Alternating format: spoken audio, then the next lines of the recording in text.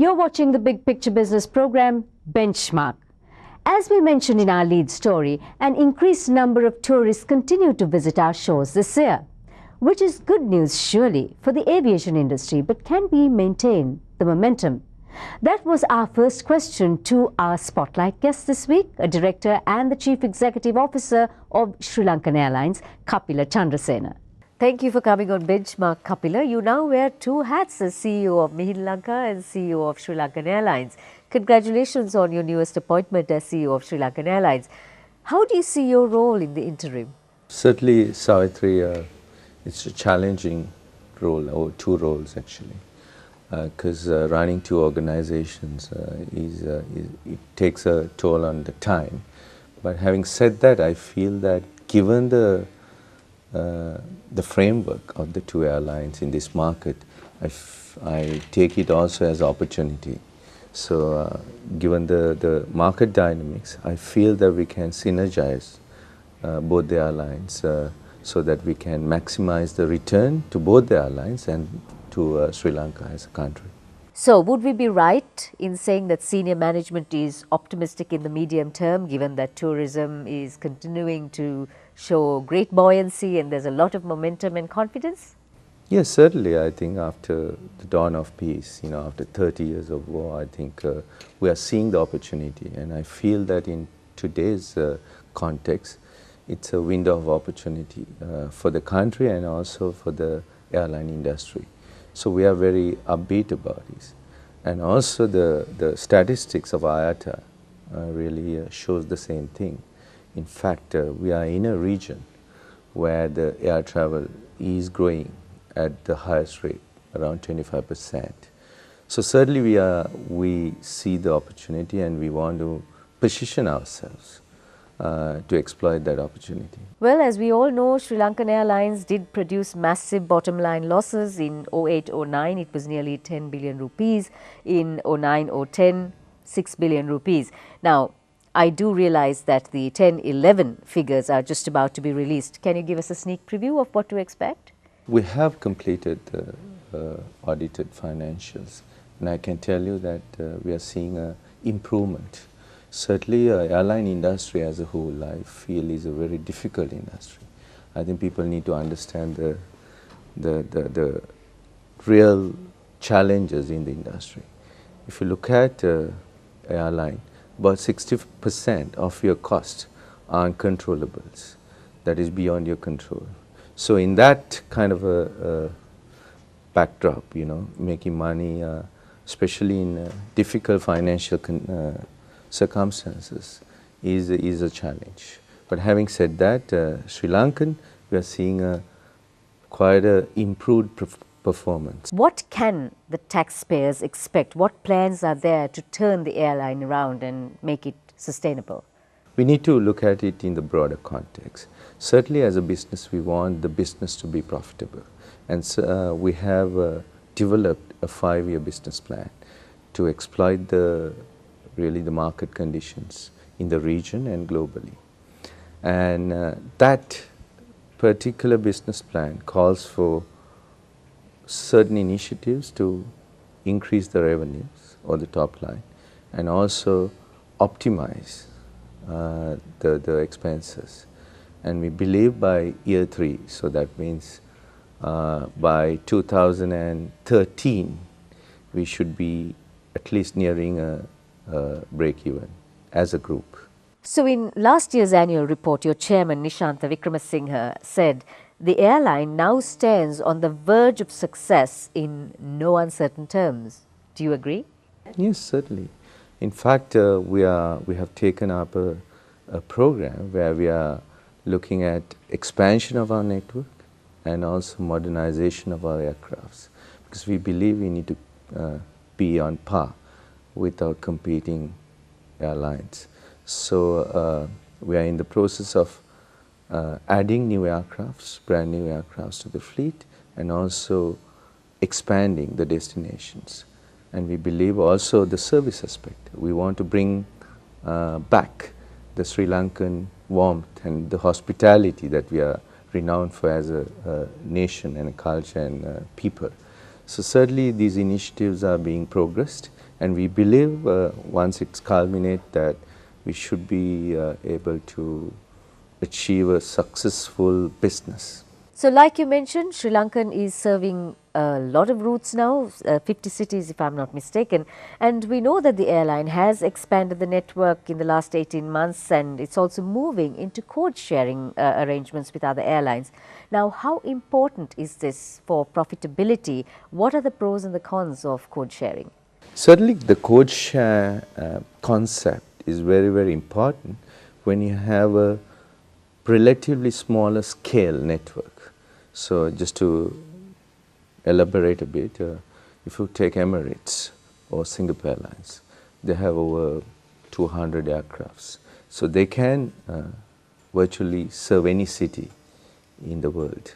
We, on the other hand, we have about 20 aircrafts and looking for to grow it to about 30.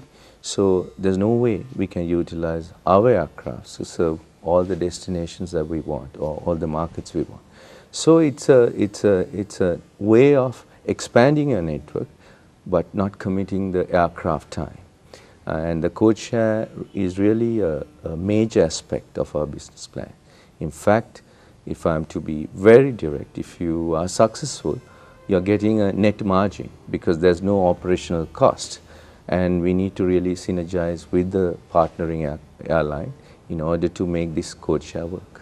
Time for a commercial break now. When we return, Kapila Chandrasena elaborates on Sri Lankan Airlines' new destinations, allegations of waste and mismanagement, and the possible repercussions of another economic crisis on the aviation industry. Don't go away.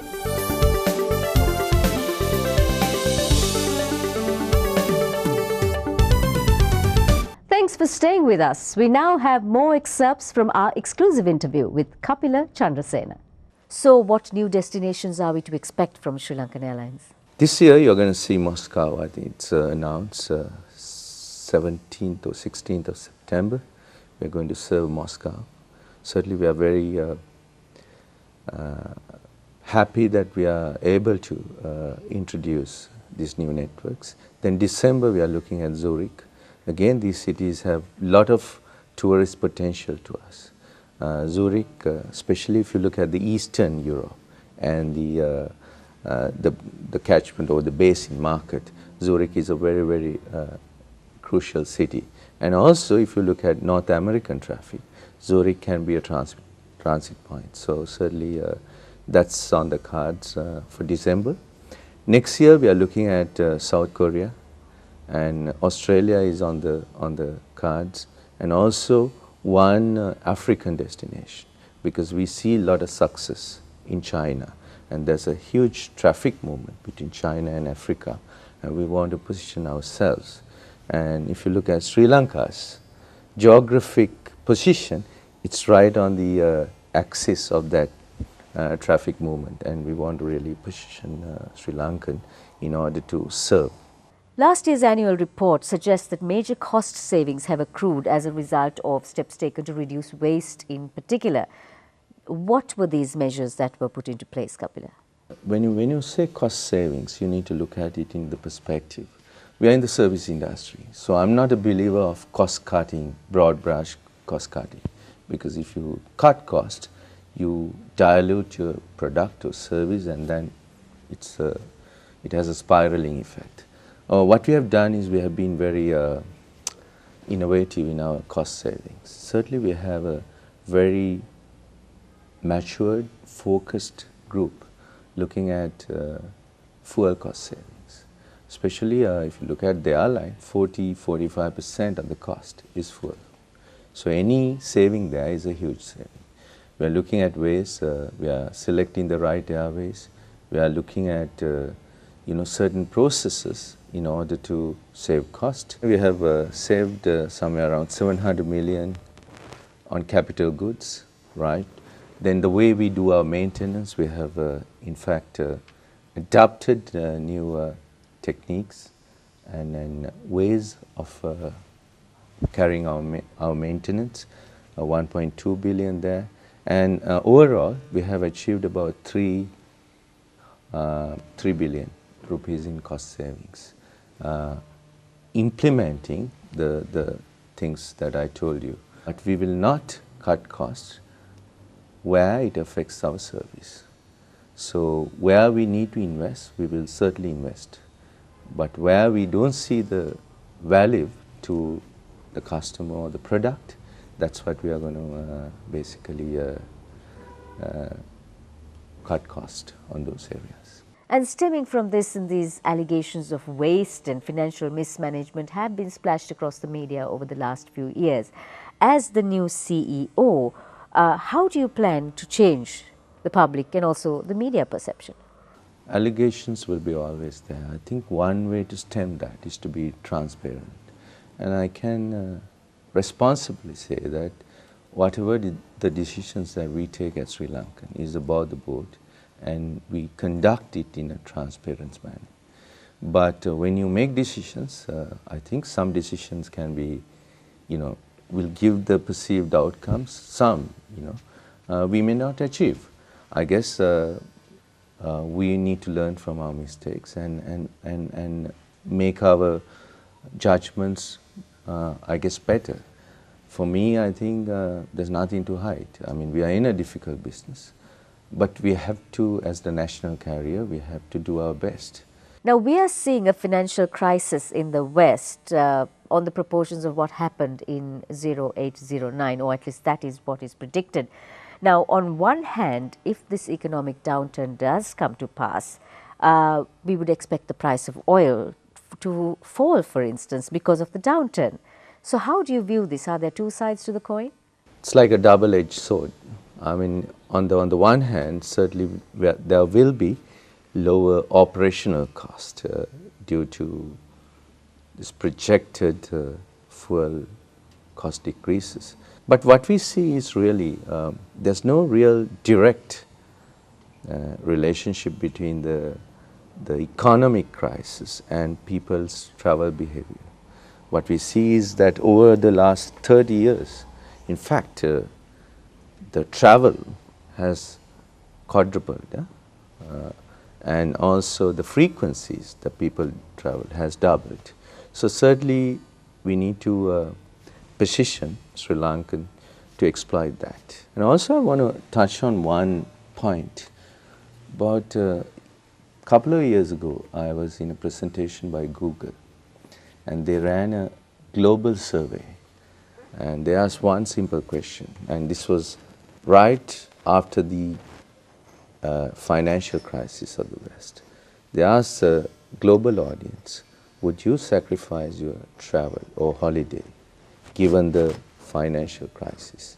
And 98% of the people responded saying no, they will still take up their holidays or travel. But what they said was, they will look value for money destinations. They will look for the most cost-effective way to travel. So certainly that gives us a cue as an airline, and also Sri Lanka as a destination. And at the time, Sri Lanka was pretty much on the top percentile because we were offering value for money. So certainly if we, take a I guess point out of that whole thing, I think we shouldn't be worried so much about the financial crisis, but look at the travel patterns and position our country, position our airline to exploit that opportunity.